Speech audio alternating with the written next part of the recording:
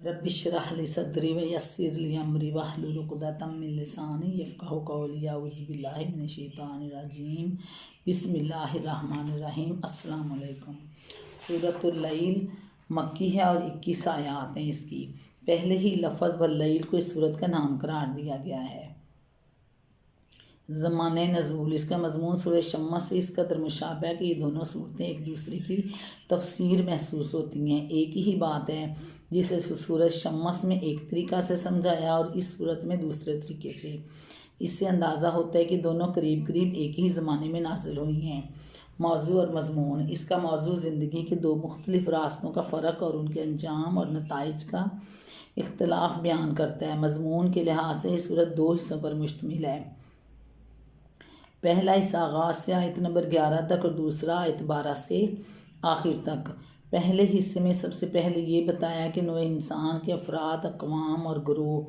دنیا میں جو صحیح و عمل بھی کر رہے ہیں وہ لازماً اپنی اخلاقی نوعیت کے لحاظ سے اسی طرح مختلف ہیں جس طرح دن رات سے زیادہ مختلف ہیں، یعنی دن اور رات جیسے اپوزٹ ہیں۔ اس کے بعد قرآن کی مختصر صورتوں کے عام انداز بیان کے مطابق 3 اخلاقی خصوصیات ایک نوعیت کی اور 3 اخلاقی خصوصیات دوسری نوعیت کی صحیح و عمل کے ایک وسیع مجموعے میں سے لے کر بطور نمونہ پیش کی گئی ہیں، جنہیں سن کر ہر شخص بڑی آسانی کے ساتھ یہ اندازہ لگا سکتا ہے کہ ایک قسم کی خصوصیات کس طرز زندگی کی نمائندگی کرتی ہے اور دوسری قسم کی خصوصیات اس کے برعکس کسی دوسرے طرز زندگی کے علامات ہیں۔ یہ دونوں نمونے ایسے چھوٹے چھوٹے خوبصورت جچے تلے فکروں میں بیان کیے ہیں کہ سنتے ہی آدمی کے دل میں اتر جائیں اور زبان پر چڑھ جائیں۔ پہلی قسم کی خصوصیات یہ ہیں کہ آدمی مال دے خدا ترسی و پرہیزگاری اختیار کرے اور بھلائی کو بھلائی مانے۔ دوسری قسم کی خصوصیات یہ ہیں کہ بخل کرے، خدا کی رضا اور ناراضی کی فکر سے بے پرواہ ہو جائے اور بھلی بات کو جھٹلا دے۔ پھر بتایا کہ یہ 2 طرز عمل جو صریحاً ایک دوسرے سے مختلف ہیں، اپنے نتائج کے اعتبار سے ہرگز یکساں نہیں ہیں، بلکہ جس قدر یہ اپنی نوعیت میں متضاد ہیں اسی قدر ان کے نتائج بھی متضاد ہیں۔ پہلے طرز عمل کو جو شخص یا گروہ اختیار کرے گا اللہ اس کے لیے زندگی کے صاف اور سیدھے راستے کو سہل کر دے گا، یہاں تک کہ اس کے لیے نیکی کرنا آسان اور بدی کرنا مشکل ہو جائے گا۔ اور دوسرے طرز عمل کو جو بھی اختیار کرے گا اللہ تعالیٰ اس کے لیے زندگی کے بکٹ اور سخت راستے کو سہل کر دے گا، یہاں تک کہ اس کے لیے بدی آسان اور نیکی مشکل ہو جائے گی۔ اس بیان کو ایک نہایت مؤثر اور تیر کی طرح دل میں پیوست ہو جانے والے جملے پر ختم کیا ہے کہ دنیا کے یہ مال جس کے پیچھے آدمی جان دیے دیتا ہے آخر قبر میں تو اس کے ساتھ جانے والا نہیں ہے، مرنے کے بعد یہ اس کے کس کام آئے گا۔ دوسرے حصے میں بھی اس اختصار کے ساتھ 3 حقیقتیں بیان کی ہیں۔ ایک یہ کہ اللہ نے دنیا کی اس امتحان گاہ میں انسان کو بے خبر نہیں چھوڑا، بلکہ اس نے یہ بتا دیا ہے، اسے اپنے ذمہ لیا ہے کہ زندگی کے مختلف راستوں میں سے سیدھا راستہ کون سا ہے۔ اس کے بعد یہ کہنے کی ضرورت نہ تھی کہ اپنا رسول اور اپنی کتاب بھیج کر اس نے اپنی یہ ذمہ داری ادا کر دی، کیونکہ رسول صلی اللہ علیہ وآلہ وسلم اور قرآن دونوں ہدایت دینے کے لیے سب کے سامنے موجود تھے۔ دوسری حقیقت یہ بیان کی ہے کہ دنیا اور آخرت دونوں کا مالک اللہ ہی ہے۔ دنیا مانگو گے تو وہ بھی اس سے ملے گی اور آخرت مانگو گے تو اس کا دینے والا بھی وہی ہے۔ یہ فیصلہ کرنا تمہارا اپنا کام ہے کہ تم اس سے کیا مانگتے ہو۔ تیسری حقیقت یہ بیان کی ہے کہ جو بدبخت اس بھلائی کو جھٹلائے گا جسے رسول اور کتاب کے ذریعہ سے پیش کیا جا رہا ہے اور اسے منہ پھیرے گا، اس کے لیے بھڑکتی ہوئی آگ تیار ہے۔ اور جو خدا ترس آدمی پوری بے غرضی کے ساتھ محض اپنے رب کی رضا جوئی کی خاطر اپنا مال راہ خیر میں صرف کرے گا، اس کا رب اس سے راضی ہوگا اور اسے اتنا کچھ دے گا کہ وہ خوش ہو جائے گا۔ بسم اللہ الرحمن الرحیم۔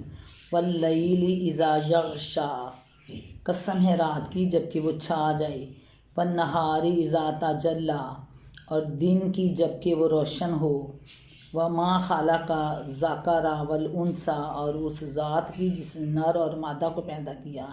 ان سعیکم لشتی، اور در حقیقت تم لوگوں کی کوشش مختلف قسم کی ہیں۔ فاما من آتی واتقی، تو جس نے راہ خدا میں مال دیا اور خدا کی نافرمانی سے پرہیز کیا، وصدق بالحسنی، اور بھلائی کو سچ مانا، فسنیسرہ للیسری، اور اس کو ہم آسان راستے کے لیے سہولت دیں گے۔ قسم ہے رات کی جب وہ چھا جائے اور دن کی جب کہ وہ روشن ہو، اور اس ذات کی جس نے نر اور مادہ کو پیدا کیا، در حقیقت تم لوگوں کی کوششیں مختلف قسم کی ہیں۔ یہ وہ بات ہے جس پر رات اور دن اور نر و مادہ کی پیدائش کی قسم کھائی ہے۔ مطلب یہ ہے کہ جس طرح رات اور دن، نر اور مادہ ایک دوسرے سے مختلف ہیں، اپوزٹ ہیں، اور ان میں سے ہر دو کے اثار و نتائج باہم متضاد ہیں، اسی طرح تم لوگ جن راہوں اور مقاصد میں اپنی کوششیں صرف کر رہے ہو وہ بھی اپنی نوعیت کے لحاظ سے مختلف اور اپنے نتائج کے اعتبار سے متضاد ہیں۔ اس کے بعد کی آیات میں بتایا کہ یہ تمام مختلف کوششیں دو بڑی اقسام میں تقسیم ہوتی ہیں۔ فَأَمَّا مَنْ آتَى وَاتَّقَى، اور تو جس نے راہ خدا میں مال دیا اور خدا کی نافرمانی سے پرہیز کیا، بھلائی کو سچ مانا، اس کو ہم آسان راستے کے لیے سہولت دیں گے۔ یہ انسانی مساعی کی ایک قسم ہے جس میں 3 چیزیں شمار کی ہیں، اور غور سے دیکھا تو معلوم ہوتا ہے کہ تمام خوبیوں کی جامع ہیں۔ ایک یہ کہ انسان زر پرستی میں مبتلا نہ ہو، بلکہ کھلے دل سے اپنا مال، جتنا کچھ بھی اللہ نے اسے دیا ہے، اللہ اور اس کے بندوں کے حقوق ادا کرنے میں، نیکی اور بھلائی کے کاموں میں، خلق خدا کی مدد کرنے میں صرف کرے۔ دوسرے یہ کہ اس کے دل میں خدا کا خوف ہو، اور وہ اخلاق و اعمال، معاشیت غرض اپنی زندگی کے ہر شعبے میں ان کاموں سے پرہیز کرے جو خدا کی ناراضی کے موجب ہوں۔ تیسرے یہ کہ وہ بھلائی کی تصدیق کرے۔ بھلائی ایک وسیع معنی والا لفظ ہے جس میں عقیدے، اخلاق اور اعمال تینوں کی بھلائی شامل ہے۔ عقیدے میں بھلائی کی تصدیق یہ ہے کہ آدمی شرک اور دہریت اور کفر کو چھوڑ کر توحید، آخرت اور رسالت کو برحق مانے۔ اور اخلاق و اعمال میں بھلائی کی تصدیق یہ ہے کہ آدمی سے بھلائیوں کا صدور محض بے شعوری کے ساتھ کسی متعین نظام کے بغیر نہ ہو رہا ہو، بلکہ وہ خیر اصلاح کے لیے اس نظام کو صحیح تسلیم کرے جو خدا کی طرف سے دیا گیا ہے، جو بھلائیوں کو ان کی تمام اشکال اور صورتوں کے ساتھ ایک نظم میں منسلک کرتا ہے جس کا جامع نام شریعت الہیہ ہے۔ اس کو ہم آسان راستے کے لیے سہولت دیں گے۔ فَسَنُيَسِّرُهُ لِلْيُسْرَىٰ، یہ ہے مساعی کی اس قسم کا نتیجہ۔ آسان راستے سے مراد وہ راستہ ہے جو انسان کی فطرت کے مطابق ہے، جو اس خالق کی مرضی کے مطابق ہے جس نے انسان کو اور ساری کائنات کو بنایا ہے، جس میں انسان کو اپنے ضمیر سے لڑ کر نہیں چلنا پڑتا، جس میں انسان اپنے جسم و جان، عقل و ذہن کی قوتوں پر زبردستی کر کے ان سے وہ کام نہیں لیتا جس کے لیے یہ طاقتیں اس کو نہیں بخشی گئیں، بلکہ وہ کام لیتا ہے جس کے لیے در حقیقت یہ اس کو بخشی گئی ہیں، جس میں انسان کو ہر طرف اس جنگ، مزاحمت اور کشمکش سے سابقہ پیش نہیں آتا جو گناہوں سے بھری ہوئی زندگی میں پیش آتا ہے، بلکہ انسانی معاشرے میں ہر قدم پر اس کو صلح و آشتی اور قدر و منزلت میسر آتی چلی جاتی ہے۔ ظاہر بات ہے کہ جو آدمی اپنا مال خلق خدا کی بھلائی کے لیے استعمال کر رہا ہو، جو ہر ایک سے نیک سلوک کر رہا ہو، جس کی زندگی جرائم، فسق و فجور اور بد کرداری سے پاک ہو، جو اپنے معاملات میں کھرا اور راست باز ہو، جو کسی کے ساتھ بے ایمانی، بدعہدی اور بے وفائی نہ کرے، جس سے کسی کو خیانت، ظلم اور زیادتی کا اندیشہ نہ ہو، جو ہر شخص کے ساتھ اچھے اخلاق سے پیش آئے اور کسی کو اس کی سیرت و کردار پر انگلی اٹھانے رکھنے کا موقع نہ ملے، وہ خواہ کیسے ہی بگڑے ہوئے معاشرے میں رہتا ہو، بہرحال اس کی قدر ہو کر رہتی ہے، اس کی طرف دل کھنچتے ہی ہیں، نگاہوں میں اس کی عزت قائم ہو جاتی ہے، اس کا اپنا قلب و ضمیر بھی مطمئن ہوتا ہے، اور معاشرے میں بھی اس کو وہ وقار حاصل ہوتا ہے جو کبھی کسی بد کردار آدمی کو حاصل نہیں ہوتا۔ یہی بات سورہ نحل میں بھی فرمائی گئی ہے، جو شخص نیک عمل کرے خواہ وہ مرد ہو یا عورت اور وہ مومن اسے ہم اپنی زندگی بسر کرائیں گے۔ اور اسی بات کو سورہ مریم میں بیان کیا گیا ہے، یقیناً جو لوگ ایمان لائے اور جنہوں نے نیک عمل کیے رحمان ان کے لیے دلوں میں محبت پیدا کر دے گا۔ پھر یہی وہ راستہ ہے جس میں دنیا سے لے کر آخرت تک انسان کے لیے سرور ہی سرور اور راحت ہی راحت ہے۔ اس کے نتائج عارضی اور وقتی نہیں بلکہ ابدی اور لازوال ہیں۔ اس کے متعلق اللہ تعالیٰ کا ارشاد ہے کہ ہم اسے اس راستے پر چلنے کے لیے سہولت دیں گے، آسانیاں پیدا کرتے جائیں گے۔ اس کے معنی یہ ہیں کہ جب وہ بھلائی کی تصدیق کر کے یہ فیصلہ کر لے کہ یہی راستہ میرے لائق ہے اور برائی کا راستہ میرے لائق نہیں ہے، اور وہ جب عملاً مالی اثار اور تقویٰ کی زندگی اختیار کر کے یہ ثابت کر دے گا کہ اس کی یہ تصدیق سچی ہے، تو اللہ تعالیٰ اس راستے پر چلنا اس کے لیے سہل کر دے گا۔ اس کے لیے پھر گناہ کرنا مشکل اور نیکی کرنا آسان ہو جائے گا۔ مال حرام اس کے سامنے آئے گا تو وہ یہ نہیں سمجھے گا کہ یہ نفع کا سودا ہے، بلکہ اسے یوں محسوس ہوگا یہ آگ کا انگارہ ہے جسے وہ ہاتھ میں نہیں لے سکتا۔ بدکاری کے مواقع اس کے سامنے آئیں گے تو وہ انہیں لطف اور لذت حاصل کرنے کے مواقع سمجھ کر ان کی طرف نہیں لپکے گا، بلکہ جہنم کے دروازے سمجھ کر ان سے دور بھاگے گا۔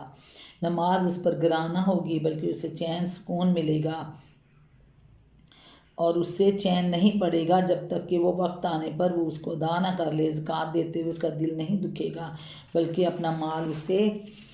ناپاک محسوس ہوگا جب تک وہ اس میں سے زکوٰۃ نکال نہ دے گا۔ اس کے لیے اللہ تعالیٰ آسانیاں پیدا کرتا جائے گا، ہر قدم پر اللہ کی طرف سے اس کو اس راستے پر چلنے کی توفیق و تائید ملے گی، حالات کو اس کے لیے سازگار بنا دیا جائے گا اور اس کی مدد کی جائے گی۔ یہاں یہ سوال پیدا ہوتا ہے کہ اس سے پہلے سورہ بلد میں اسی راستے کو دشوار گزار گھاٹی کہا گیا ہے اور یہاں اس کو آسان راستہ قرار دیا ہے۔ ان دونوں باتوں میں تطبیق کیسے ہوگی؟ اس کا جواب یہ ہے کہ اس راہ کو اختیار کرنے سے پہلے یہ آدمی کو دشوار گزار گھاٹی ہی محسوس ہوتی ہے، جس پر چڑھنے کے لیے اسے اپنے نفس کو، خواہشوں کو، اپنے دنیا پرست اہل و عیال سے، اپنے رشتہ داروں سے، اپنے دوستوں، معاملہ داروں سے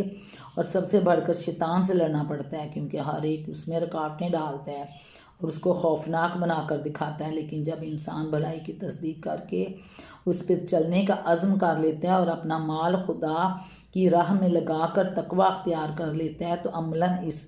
عزم کو پختہ کر لیتا ہے تو اس گھاٹی پر چڑھنا اس کے لیے آسان ہو جاتا ہے۔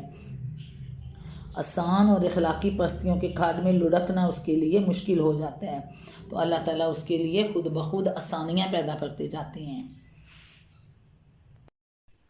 وَأَمَّا مَن بَخِلَ وَاسْتَغْنَىٰ، اور جس نے بخل کیا اور اپنے خدا سے بے نیازی برتی، وَكَذَّبَ بِالْحُسْنَىٰ، اور بھلائی کو جھٹلایا، فَسَنُيَسِّرُهُ لِلْعُسْرَىٰ، اور اس کو ہم سخت راستے کے لیے سہولت دیں گے، وَمَا يُغْنِ عَنْهُ مَالُهُ إِذَا تَرَدَّىٰ، اور اس کا مال آخر اس کے کس کام آئے گا جب کہ وہ ہلاک ہو جائے۔ اور جس نے بخل کیا اور اپنے خدا سے بے نیازی برتی اور بھلائی کو جھٹلایا، یہ انسانی مسائی کی دوسری قسم ہے جو اپنے ہر جز میں پہلی قسم کے ہر جز سے مختلف ہے۔ بخل سے مراد محض وہ بخل نہیں ہے جس کے لیے لحاظ سے عام طور پر لوگ اس آدمی کو بخیل کہتے ہیں جو روپیہ جوڑ جوڑ کر رکھتا ہے اور اسے نہ اپنے اوپر خرچ کرتا ہے نہ اپنے بال بچوں پر، بلکہ اس جگہ بخل سے مراد راہ خدا میں نیکی اور بھلائی کے کاموں میں مال صرف نہ کرنا، اور اس لحاظ سے وہ شخص بھی بخیل ہے جو اپنی ذات پر، اپنے عیش و آرام پر، اپنی دلچسپیوں اور تفریحوں پر تو خوب دل کھول کر مال لٹاتا ہے مگر کسی نیک کام کے لیے اس کی جیب سے کچھ نہیں نکلتا، یا اگر نکلتا بھی ہے تو یہ دیکھ کر نکلتا ہے کہ اس کے بدلے میں اسے شہرت، نام و نمود، حکام رسی یا کسی اور قسم کی منفعت حاصل ہوگی۔ یعنی وہ بے غرض نہیں کرتا، کسی غرض کی خاطر وہ اپنا روپیہ پیسہ خرچ کرتا ہے۔ بے نیازی برتنے سے مراد یہ ہے کہ آدمی دنیا کے مادی فائدوں ہی کو اپنی ساری تگ و دو اور محنت و کوشش کا مقصود بنا لے اور خدا سے بالکل مستغنی ہو کر اس بات کی کچھ پرواہ نہ کرے کہ کسی کام سے وہ خوش اور کس کام سے وہ ناراض ہوتا ہے۔ راہ بھلائی کو جھٹلانا تو اپنی تمام تفصیلات میں بھلائی کو سچ ماننے کی ضد ہے۔ اس لیے اس کی تشریح کی حاجت نہیں، کیونکہ بھلائی کی تصدیق کا مطلب واضح ہو چکا ہے۔ اس کو ہم سخت راستے کے لیے سہولت دیں گے۔ فَسَنُيَسِّرُهُ لِلْيُسْرَىٰ، اس راستے کو سخت اس لیے کہا کہ اس پر چلنے والا اگرچہ مادی فائدوں اور دنیاوی لذتوں اور ظاہری کامیابیوں کے لالچ میں اس کی طرف جاتا ہے، لیکن اس میں ہر وقت اپنی فطرت سے، اپنے ضمیر سے، خالق کائنات کے بنائے ہوئے قوانین سے اور اپنے گرد و پیش کے معاشرے سے اس کی جنگ برپا رہتی ہے۔ یعنی کسی بھی اپوزٹ راستے پہ چلنے کے لیے اس کو بہت توانائی کی ضرورت ہوتی ہے۔ صداقت و دیانت، امانت، شرافت، عفت و عصمت کی اخلاقی حدوں کو توڑ کر جب وہ ہر طبقے سے اپنے اغراض اور خواہشات کو پورا کرنے کی کوشش کرتا ہے، جب اس کی ذات سے خلق خدا کو بھلائی کی بجائے برائی ہی پہنچتی ہے، اور جب وہ دوسروں کے حقوق اور ان کی عزتوں پر دست درازیاں کرتا ہے، تو اپنی نگاہ میں خود ذلیل خوار ہوتا ہے، اور جس معاشرے میں وہ رہتا ہے اس سے بھی قدم قدم پر لڑ کر اسے آگے بڑھنا پڑتا ہے۔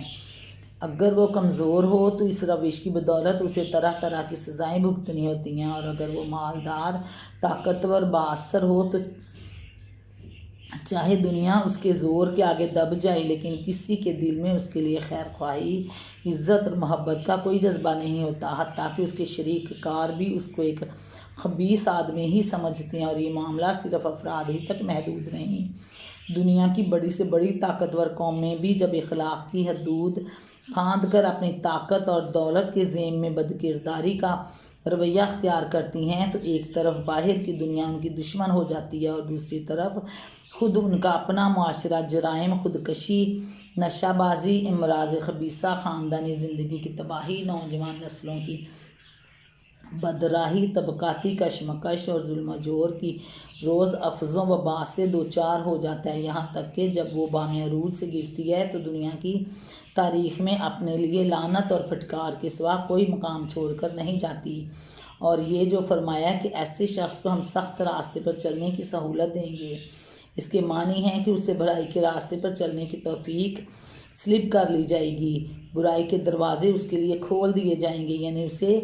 برائی کے راستوں میں آسانیاں پیدا کر دی جائیں گی، اسی کے اسباب اور وسائل اس کے لیے فراہم کر دیے جائیں گے، بدی کرنا اس کے لیے آسان ہوگا، اور نیکی کرنے کے خیال سے اس کو یوں محسوس ہوگا جیسے اس کی جان پر بن رہی ہے۔ یہی کیفیت ہے جسے دوسری جگہ قرآن میں اس طرح بیان کیا ہے کہ جسے اللہ ہدایت بخشنے کا ارادہ کرتا ہے اس کا سینہ اسلام کے لیے کھول دیتا ہے، اور جسے گمراہی میں ڈالنے کا ارادہ کرتا ہے اس کے سینے کو تنگ کر دیتا ہے۔ اور یہ جو فرمایا کہ ایسے شخص کو ہم سخت راستے پر چلنے کی سہولت دیں گے، اس کے معنی یہ ہیں کہ اسے بھلائی کے راستے پر چلنے کی توفیق سلپ کر لی جائے گی، برائی کے دروازے اس کے لیے کھول دیے جائیں گے، اس کے اسباب اور وسائل اس کے لیے فراہم کر دیے جائیں گے، بدی کرنا اس کے لیے آسان ہوگا، اور نیکی کرنے کے خیال سے اس کو یوں محسوس ہوگا کہ جیسے اس کی جان پر بن رہی ہے۔ یہی کیفیت ہے جسے دوسری جگہ قرآن پاک میں اس طرح بیان کیا ہے کہ جسے اللہ ہدایت بخشنے کا ارادہ کرتا ہے اس کا سینہ اسلام کے لیے کھول دیتا ہے، اور جسے گمراہی میں ڈالنے کا ارادہ کرتا ہے اس کے سینے کو تنگ کر دیتا ہے، اور ایسا بھینچتا ہے کہ اسلام کا تصور کرتے ہی اسے یوں محسوس ہونے لگتا ہے جیسے اس کی روح آسمان کی طرف پرواز کر رہی ہے۔ ایک اور جگہ ارشاد ہوا ہے، بے شک نماز ایک سخت مشکل کام ہے مگر فرما بردار بندوں کے لیے نہیں۔ اور منافقین کے متعلق فرمایا، وہ نماز کی طرف آتے بھی ہیں تو کسمساتے ہوئے آتے ہیں، اور راہ خدا میں خرچ کرتے بھی ہیں تو بادل نخواستہ خرچ کرتے ہیں، اور یہ کہ ان میں سے ایسے لوگ موجود ہیں جو راہ خدا میں جو خرچ کرتے ہیں تو اسے اپنے اوپر زبردستی کی چٹی سمجھتے ہیں۔ سورۃ توبہ میں دوسرے الفاظ میں مطلب یہ ہے کہ ایک روز اسے بہرحال مرنا ہے، اور جب وہ ہلاک ہو جائے گا، یعنی وَمَا يُغْنِي عَنْهُ مَالُهُ إِذَا تَرَدَّىٰ، اور اس کا مال آخر اس کے کس کام آئے گا جب کہ وہ ہلاک ہو جائے گا، آخر تو ایک روز اس دنیا سے جانا ہی ہے، بہرحال اسے مرنا ہے، اور وہ سب کچھ دنیا ہی میں چھوڑ کر جانا ہے جسے اس نے یہاں اپنے عیش و آرام کے لیے فراہم کیا ہوا تھا۔ اگر اپنی آخرت کے لیے کچھ کما کر وہ ساتھ نہ لے گیا تو یہ مال اس کے کس کام آئے گا؟ قبر میں تو وہ کوئی بھی کوٹھی، کوئی موٹر، کوئی جائیداد اور کوئی جمع پونجی لے کر نہیں جائے گا۔ تو پھر سب کچھ جو اس نے کسی بھی طریقے سے، حق حلال طریقے سے یا غبن طریقے سے، حرام طریقے سے اکٹھا کیا ہے، تو وہ دنیا میں ہی رہ جائے گا۔ اس کا اجر اس کو وہی ملے گا جو اس نے اچھی نیکی سے مخلص ہو کر خرچ کیا اللہ کی راہ میں، ورنہ اس کے یہ سب کچھ جائیداد کسی کام نہ آئے گی۔ اس کے حصے میں صرف اس کا حساب آئے گا۔ اِنَّ عَلَيْنَا لَلْهُدَىٰ، بے شک راستہ بتانا ہمارے ذمہ ہے۔ وَإِنَّا لَنَا لَلْآخِرَةَ وَالْأُولَىٰ، اور در حقیقت آخرت اور دنیا دونوں کے ہم ہی مالک ہیں۔ فَأَنذَرْتُكُمْ نَارًا تَلَظَّىٰ، پس میں نے تم کو خبردار کر دیا ہے بھڑکتی ہوئی آگ سے۔ لَا يَصْلَاهَا إِلَّا الْأَشْقَىٰ، اس میں نہیں جھلسے گا مگر وہ انتہائی بدبخت جس نے جھٹلایا اور منہ پھیرا۔ الَّذِي كَذَّبَ وَتَوَلَّىٰ، جس نے جھٹلایا اور منہ پھیرا۔ وَسَيُجَنَّبُهَا الْأَتْقَىٰ، اور اس سے دور رکھا جائے گا وہ نہایت پرہیزگار جو پاکیزہ ہونے کی خاطر اپنا مال دیتا ہے۔ الَّذِي يُؤْتِي مَالَهُ يَتَزَكَّىٰ، جو پاکیزہ ہونے کی خاطر اپنا مال دیتا ہے۔ وَمَا لِأَحَدٍ عِندَهُ مِن نِعْمَةٍ تُجْزَىٰ، اس پر کسی کا کوئی احسان نہیں ہے جس کا بدلہ اسے دینا ہو۔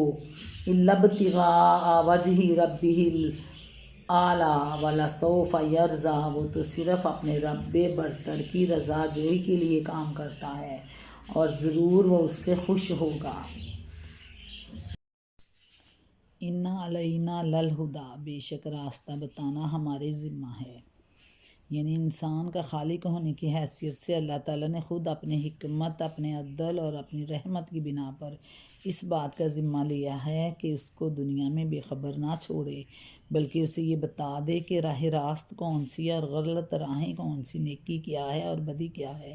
حلال کیا ہے اور حرام کیا ہے، کون سی روش اختیار کر کے وہ فرما بردار بندہ بنے گا اور کون سا رویہ اختیار کر کے بندہ نافرمان بن جائے گا۔ یہی بات سورۃ نحل میں یوں بیان فرمائی ہے،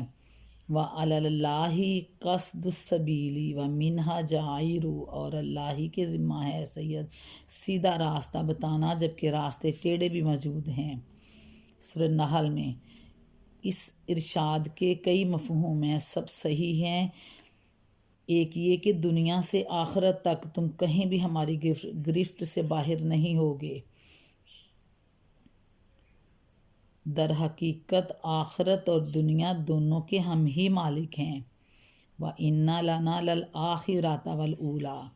کیونکہ دونوں جہانوں کے ہم ہی مالک ہیں۔ دوسرے یہ کہ ہماری ملکیت دنیا اور آخرت دونوں پر بہرحال قائم ہے، خواہ تم ہماری بتائی ہوئی راہ پر چلو یا نہ چلو۔ گمراہی اختیار کرو گے تو ہمارا کچھ نہ بگاڑو گے، اپنا ہی نقصان کر لو گے، اور راہ راست اختیار کرو گے تو ہمیں کوئی نفع نہ پہنچاؤ گے، خود ہی اس کا نفع اٹھاؤ گے۔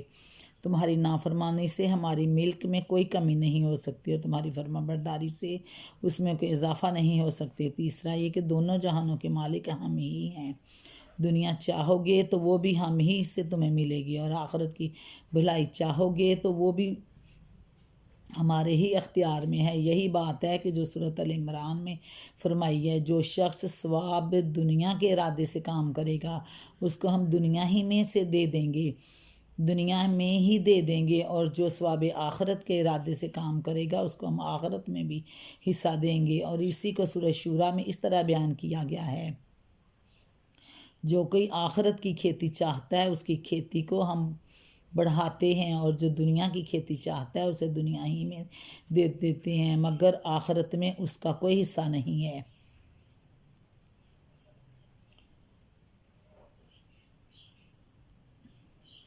اس میں نہیں جھلسے گا مگر وہ انتہائی بدبخت جس نے جھٹلایا اور منہ پھیرا، اور اس سے دور رکھا جائے گا وہ نہایت پرہیزگار جو پاکیزہ ہونے کی خاطر اپنا مال دیتا ہے۔ اس کا یہ مطلب ہے کہ نہایت شکی کے سوا کوئی آگ میں نہ جائے گا، اس کا مطلب یہ نہیں کہ نہایت شکی کے سوا کوئی آگ میں نہ جائے گا اور نہایت متقی کے سوا کوئی اس سے نہ بچے گا، بلکہ یہاں مقصود دو انتہائی متضاد کرداروں کو ایک دوسرے کے مقابلے میں پیش کر کے ان کا انتہائی متضاد انجام بیان کیا ہے۔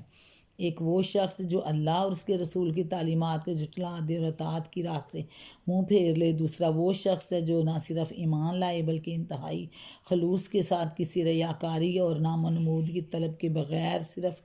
اس لیے اپنا مال راہ خدا میں صرف کرے کہ وہ اللہ کے ہاں پاکیزہ انسان قرار پانے کا خواہاں ہے۔ یہ دونوں کردار اس وقت مکہ کے معاشرے میں سب کے سامنے موجود تھے، اس لیے کسی کا نام لیے بغیر لوگوں کو بتایا کہ جہنم کی آگ میں دوسرے کردار والا نہیں بلکہ پہلے کردار والا ہی جھلسے گا، اور اس آگ سے پہلے کردار والا نہیں بلکہ دوسرے کردار والا ہی دور رکھا جائے گا۔ وَمَا لِأَحَدٍ عِندَهُ مِن نِعْمَةٍ تُجْزَىٰ إِلَّا ابْتِغَاءَ وَجْهِ رَبِّهِ الْأَعْلَىٰ وَلَسَوْفَ يَرْضَىٰ۔ اس پرہیزگار آدمی کے خلوص کی مزید توضیح ہے کہ وہ اپنا مال جن لوگوں پر صرف کرتا ہے ان کا کوئی احسان پہلے سے اس پر نہ تھا کہ اس کا بدلہ چکانے کے لیے یا آئندہ ان سے مزید فائدہ اٹھانے کے لیے ان کو ہدیے اور تحفے دے رہا ہو اور ان کی دعوتیں کر رہا ہو، بلکہ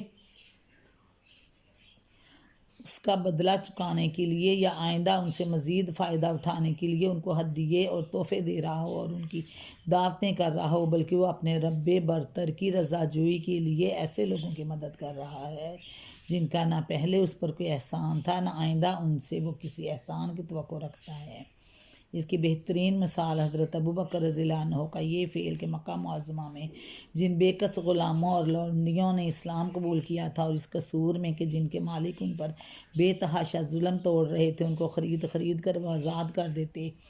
تاکہ وہ ان کے ظلم سے بچ جائیں۔ ابن جریر اور ابن اساکر نے حضرت عامر بن عبداللہ بن زبیر کی یہ روایت نقل کیا کہ حضرت ابوبکر رضی اللہ عنہ کو اس طرح ان غریب غلاموں اور لونڈیوں کی آزادی پر روپیہ خرچ کرتے دیکھ کر ان کے والد نے ان سے کہا، بیٹا میں دیکھ رہا ہوں کہ تم کمزور لوگوں کو آزاد کر رہے ہو، اگر مضبوط جوانوں کی آزادی پر تم یہی روپیہ خرچ کرتے تو وہ تمہارے لیے قوت بازو بنتے۔ اس پر حضرت ابوبکر نے ان سے کہا، ابا جان میں تو وہ اجر چاہتا ہوں جو اللہ کے ہاں ہے۔ وَلَسَوْفَ يَرْضَىٰ۔ اس آیت کے دو معنی ہیں اور دونوں صحیح ہیں۔ ایک یہ کہ ضرور اللہ اس سے راضی ہو جائے گا، دوسری یہ کہ عنقریب اللہ اس شخص کو اتنا کچھ دے گا کہ وہ خوش ہو جائے گا۔